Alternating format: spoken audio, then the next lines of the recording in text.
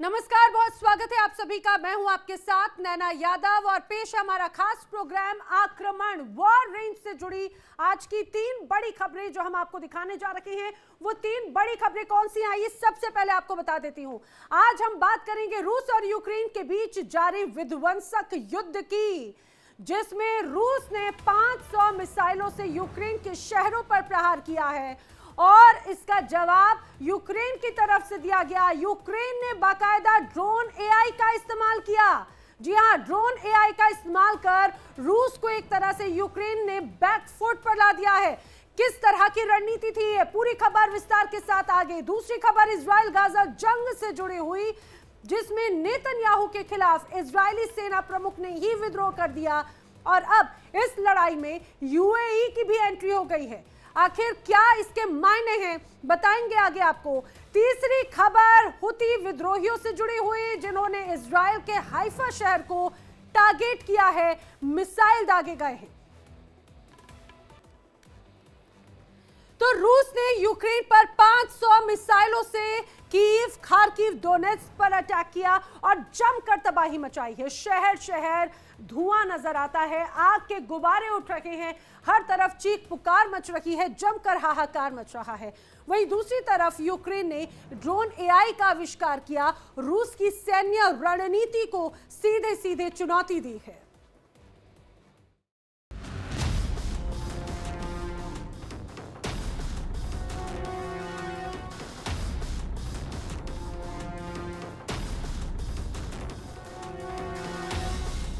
Днем Великой Победы! Ура! युद्ध के मैदान में आग बरस रही है। आसमान से मौत बरस रही है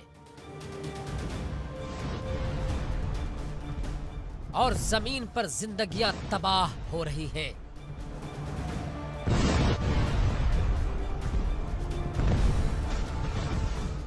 रूस यूक्रेन की जंग अब और खतरनाक हो चुकी है। रूस का पहला धमाका जबरदस्त था, हर तरफ हाहाकार मच गया। गुस्से से लाल पुतिन ने एक साथ 500 से ज्यादा ड्रोन और 45 मिसाइलें दागी और देखते ही देखते यूक्रेन के कई शहर धुआं धुआं हो गए। कई इमारतें खंडहर में तब्दील हो गई, ढांचे मलबे में दब गए।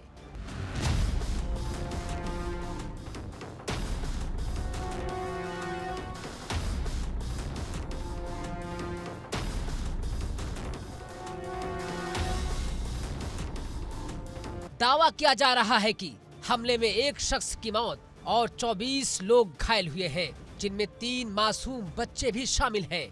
लेकिन ये आंकड़े जमीनी हकीकत का पूरा दर्द नहीं बता सकते, क्योंकि इस हमले ने 14 अलग अलग जगहों को हिला दिया।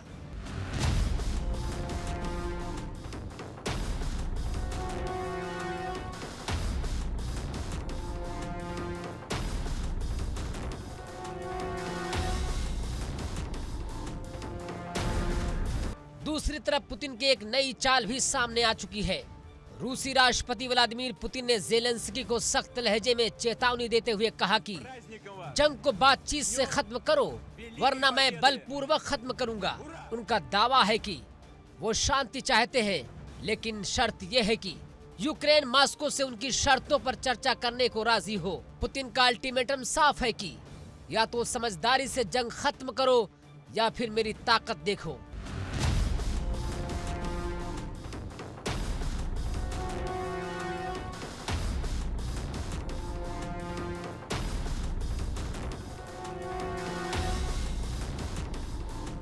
यानी जंग अब 2 मोर्चों पर लड़ी जा रही है। एक मोर्चा हथियारों और बमों का है और दूसरा मोर्चा है बयानों और अल्टीमेटम का। लेकिन सबसे बड़ा ट्विस्ट आया है यूक्रेन की नई टेक्नोलॉजी से। जंग में अब एंट्री हो चुकी है एआई पावर्ड स्वार्म ड्रोन की।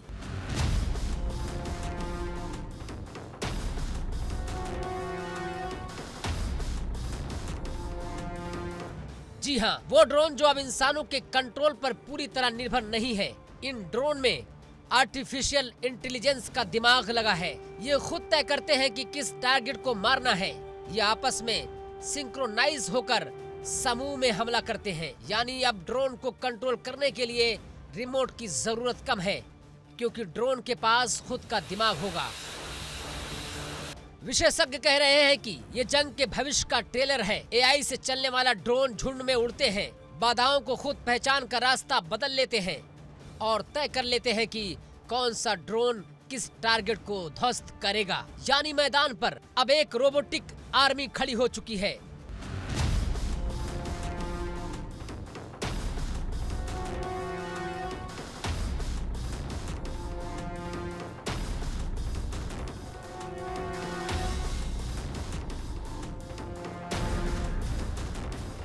शायद यूक्रेन दुनिया का पहला देश बन गया है जिसने युद्ध में इस तरह के ड्रोन का इस्तेमाल किया है। और इसका मतलब है कि जंग अब सिर्फ इंसानों के बीच नहीं रही, मशीनें भी मोर्चे पर उतर चुकी हैं।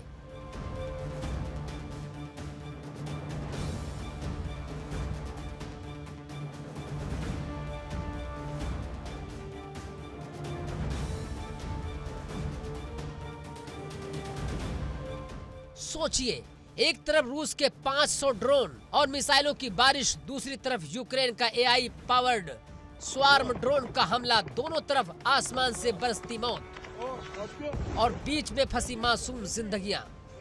ये जंग अब 21वीं सदी की सबसे हाईटेक लड़ाई बन चुकी है।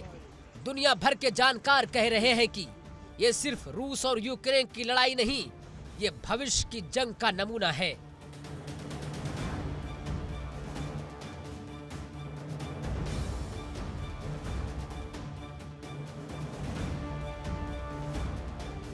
कल को यही ड्रोन, यही एआई तकनीक और भी देशों के हाथों में जाएगी और तब जंग का मतलब होगा कि मशीनें बनाम मशीनें। लेकिन आज की सच्चाई ये है कि रूस पीछे हटने को तैयार नहीं, यूक्रेन झुकने को तैयार नहीं। पुतिन अल्टीमेटम दे रहे हैं, ज़ेलेंस्की इनकार किए जा रहे हैं और मैदान पर मिसाइलें और ड्रोन आग उगल रहे हैं।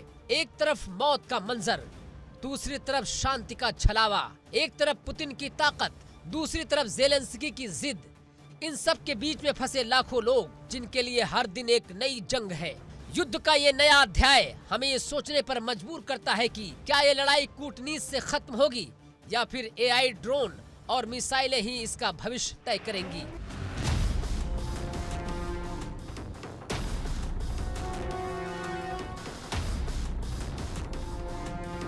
लेकिन आज की तारीख में जंग का मैदान बता रहा है कि युद्ध अब सिर्फ बंदूकों का खेल नहीं रहा, बल्कि ये टेक्नोलॉजी और अल्टीमेटम का कॉम्बिनेशन बन चुका है।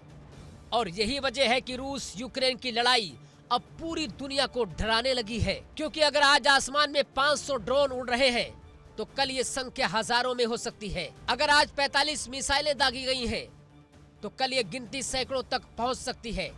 और अगर आज एआई ड्रोन सिर्फ एक देश में बन रहे हैं तो कल पूरी दुनिया में इसका इस्तेमाल होगा। यानी आने वाला कल, जहां इंसान की जगह मशीनें सोचेंगी, जहां जंग का फैसला एल्गोरिदम करेंगे, जहां इंसानियत सिर्फ आंकड़ों में सिमट कर रह जाएगी। फिलहाल इतना साफ है कि रूस और यूक्रेन की ये जंग खत्म होने वाली नहीं है। पुतिन की चेतावनी और यूक्रेन की नई टेक्नोलॉजी ने इसे और भी खतरनाक बना दिया है। और शायद आने वाले दिनों में दुनिया को और धमाके और तबाही देखने को मिल सकती है।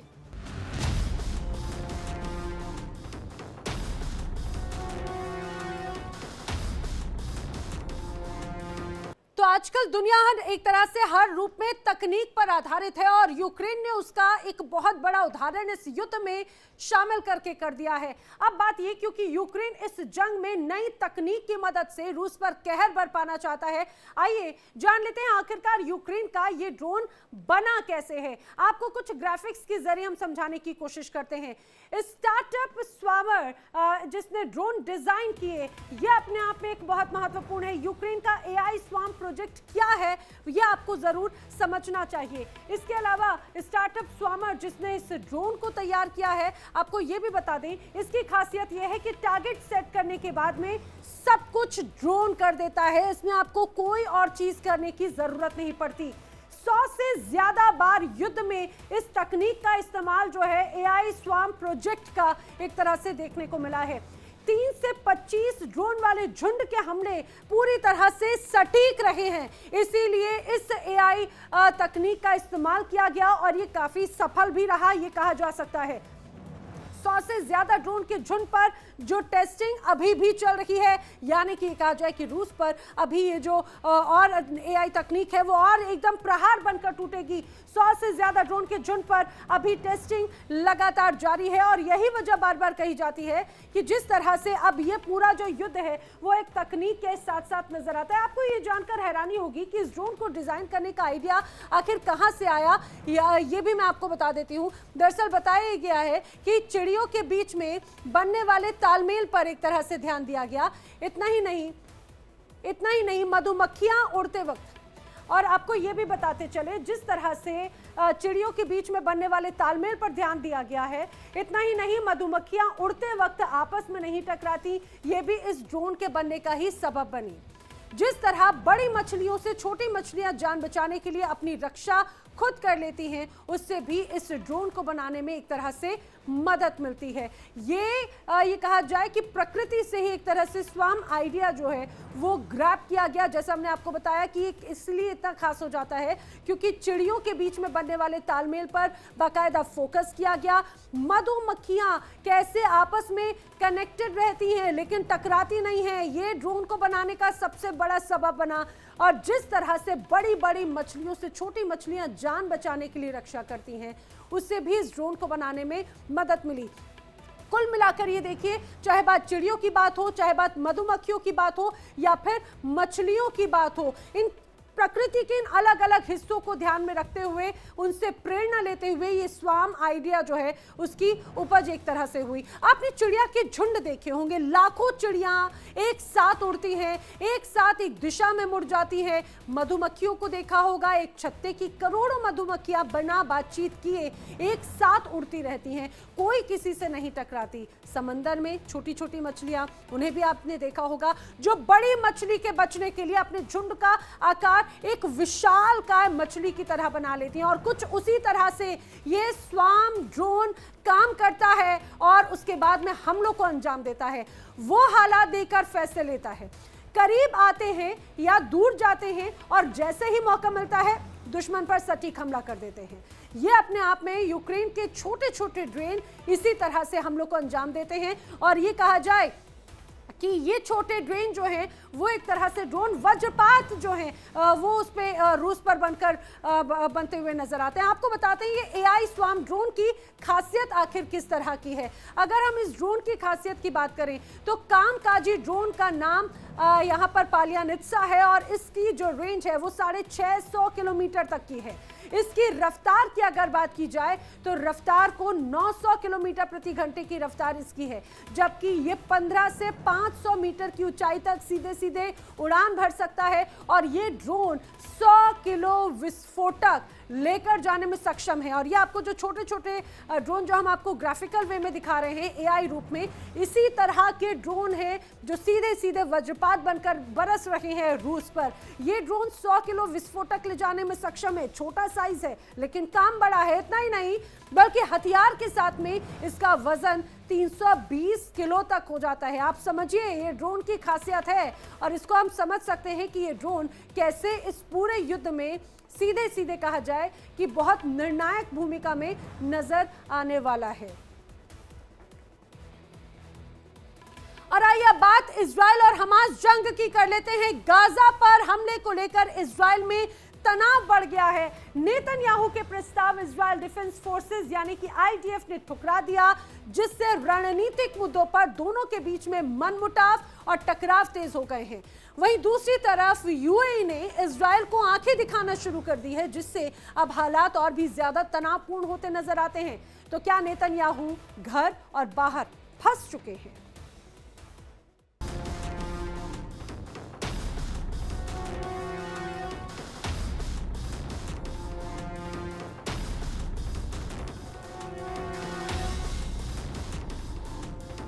मध्य पूर्व की सरजमी पर युद्ध की आग और तेज हो गई है।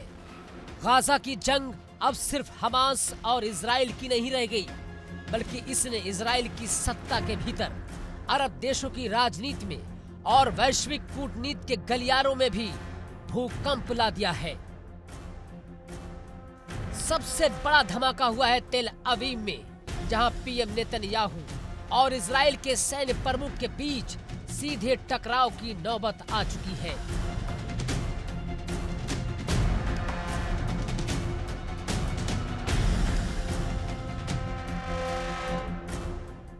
सूत्रों के मुताबिक हाल में हुई हाई लेवल बैठक में नेतन्याहू ने गाजा युद्ध को विस्तार देने की जिद की तो सेना प्रमुख ने खुलकर ऐतराज जताया।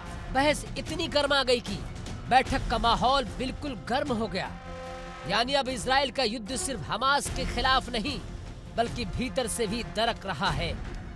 सवाल उठ रहा है कि जब सेना और सरकार की सोच अलग है तो फिर गाजा की रणनीति किस रास्ते पर जाएगी। नेतन्याहू पर आरोप है कि वो अपनी राजनीतिक अस्तित्व के लिए युद्ध को खींच रहे हैं, जबकि सेना चाहती है कि इतने बड़े पैमाने पर ऑपरेशन का मतलब है लंबी तबाही और थकान। यही आंतरिक दरार अब दुनिया के सामने आ चुकी है। दूसरा धमाका हुआ खाड़ी से, जहां पहली बार यूएई ने नेतन्याहू सरकार को आंख दिखाई। अब तक अब्राहम अकॉर्ड्स के बाद यूएई और इजराइल के रिश्ते दोस्ताना माने जाते थे, लेकिन इस बार अबू धाबी का गुस्सा फूट पड़ा है। यूएई ने साफ कहा है कि गाजा में रेड लाइन पार मत करो। यूएई की ये बातें बताती है कि सब्र का बांध टूट रहा है। ये इजराइल के लिए बड़ा झटका है, क्योंकि अब तक वो मानता था कि खाड़ी देश उसके खिलाफ एकजुट नहीं होंगे, लेकिन अब तस्वीर बदल रही है। अब यूएई खुलकर सामने आया तो बाकी अरब मुल्क भी आवाज उठाएंगे और इजराइल चारों तरफ से घिर जाएगा। यानी कूटनीतिक मोर्चा भी अब नेतन्याहू के हाथ से निकलता दिख रहा है।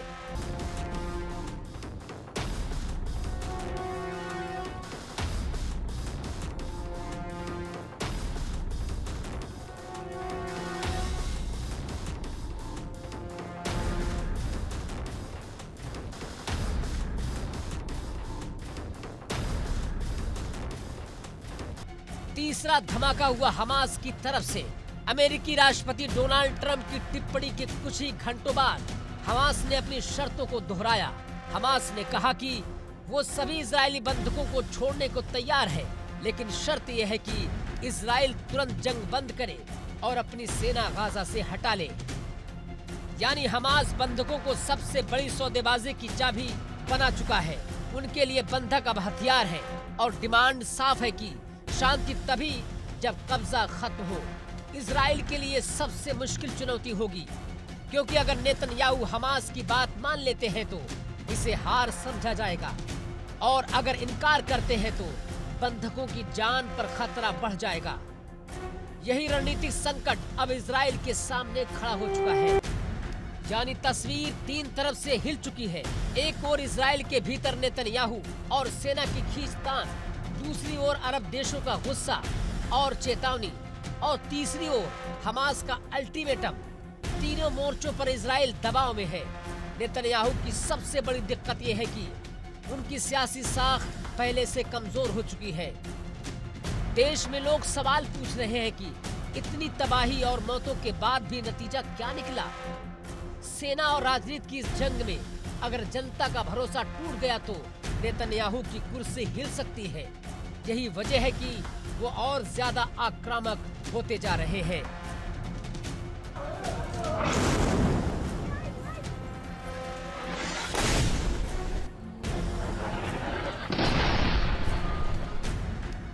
लेकिन कूटनीति की भाषा में यूएई का बयान किसी बड़े बदलाव से कम नहीं है, क्योंकि अब तक अरब देशों की खामोशी इजराइल की ताकत थी।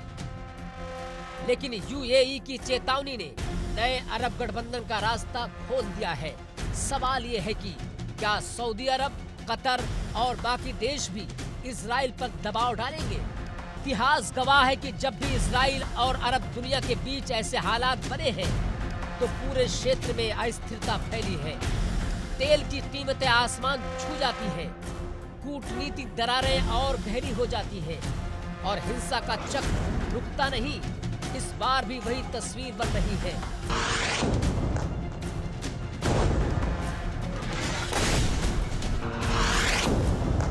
नेतन्याहू और सेना की फूट, यूएई की तरफ से आंख दिखाना, हमास का अल्टीमेटम, ये तीनों मिलकर गाजा की लड़ाई को और खतरनाक बना रहे हैं।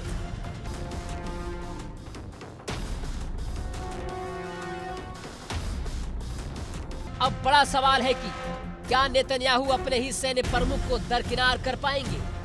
क्या यूएई की धमकी नए अरब मोर्चों का संकेत है?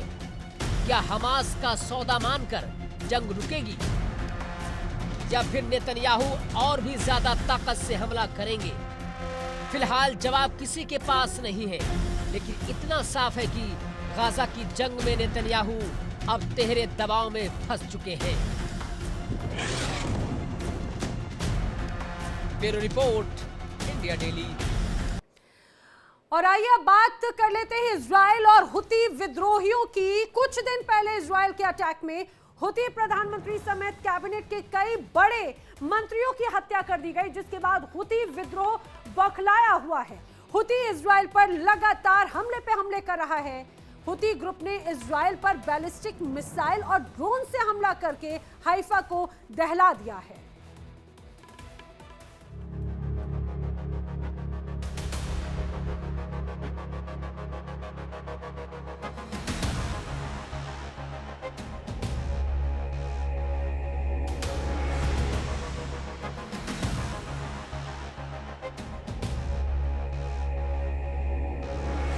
मध्यपूर्व का बारूद खाना एक और धमाके से हिल गया। इस बार निशाना बना इजराइल का रणनीतिक मोती कहे जाने वाला हाइफा पोर्ट। समुद्र तट पर गूंजा बैलिस्टिक मिसाइल का धमाका और इजराइल की सुरक्षा ढांचा हिल गया। यमन के हुती विद्रोहियों ने सीना ठोककर जिम्मेदारी ली और कहा कि ये तो बस शुरुआत है, हमारी मिसाइलें दुश्मन के सीने में उतरती रहेंगी। अब सवाल यह है कि गाजा जंग के बीच इजराइल कितने मोर्चे झेल पाएगा।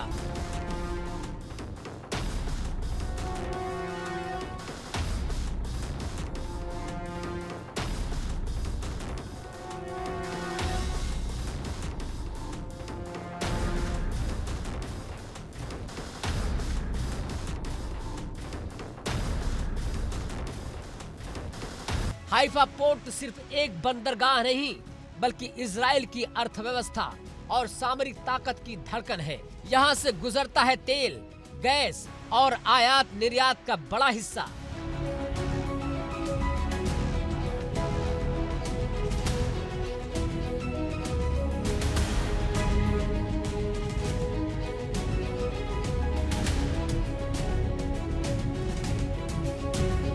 यही वजह है कि हुतियों ने इसे निशाना बनाया।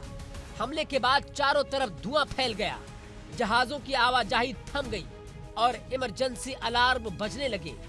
लोग दहशत में भागने लगे। इजरायली रक्षा प्रणाली ने कुछ मिसाइलें गिराने का दावा किया, लेकिन कम से कम एक बैलिस्टिक मिसाइल ने सुरक्षा घेरा चीर दिया और सीधे हाइफा की जमीन पर धमाका किया।